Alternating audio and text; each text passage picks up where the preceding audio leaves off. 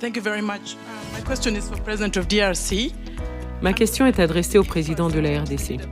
Monsieur le Président, si la sécurité est à l'évidence un gros problème pour vous, si vous étiez capable de résoudre ce problème par vous-même, vous l'auriez fait depuis longtemps. Alors je voudrais savoir pourquoi vous refusez de collaborer au sein des processus de Luanda et de Nairobi afin de trouver une solution durable à cette crise sécuritaire. Je pense que la solution est entre vos mains et qu'il faudrait travailler avec ceux qui sont prêts à vous aider pour résoudre vos problèmes. Je suis du Rwanda et nous croyons tous que la sécurité est nécessaire pour l'investissement et le tourisme. Donc faites votre part pour trouver une solution. Si vous êtes rwandaise, vous devez savoir qu'il y a eu au mois de novembre une discussion qui a abouti à la définition d'une feuille de route pour sortir justement de cette crise.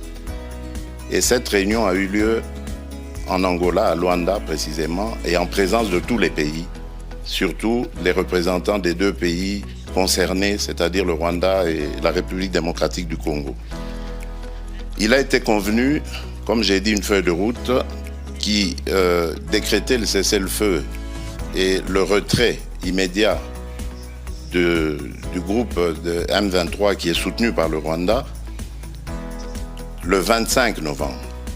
Ce départ devait commencer et le 15 janvier, c'est-à-dire il y a 2 jours, on devait constater évidemment l'achèvement de ce processus. Eh bien, figurez-vous, madame, que le M23, groupe terroriste soutenu par le Rwanda, est toujours dans certaines localités qu'il avait prises à la République démocratique du Congo. Malgré les pressions internationales, ce groupe maintient sa position, fait semblant de se mouvoir, mais en fait, il se redéploie d'une certaine manière et reste dans ces localités.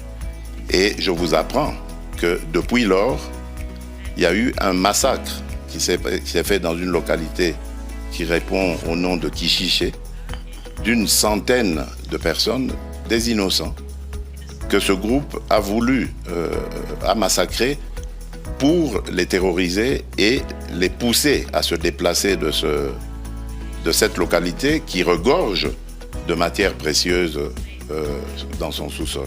Donc voilà en fait le problème que nous avons. C'est un très grand défi parce qu'on ne peut pas investir à la fois dans le développement du pays et dans les ressources pour augmenter les capacités de l'armée et pouvoir ainsi se défendre.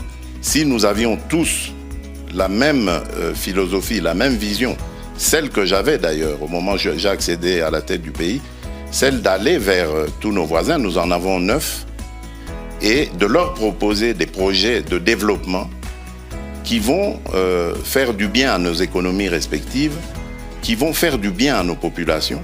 Et je peux vous citer comme ça, pour chaque pays, chacun des 9 voisins que nous avons, quel est le projet dans lequel le projet que j'avais proposé et dans lequel j'invitais que nous nous investissions tous pour aller vers ces échanges commerciaux, économiques et autres qui allaient amener la paix et garantir la stabilité de la région. Mais c'est à cause, évidemment, de certains voisins aux velléités belligérantes que cela est malheureusement impossible à réaliser. Donc je suis désolé, madame, le problème aujourd'hui de l'insécurité dans la région des Grands Lacs s'appelle le Rwanda.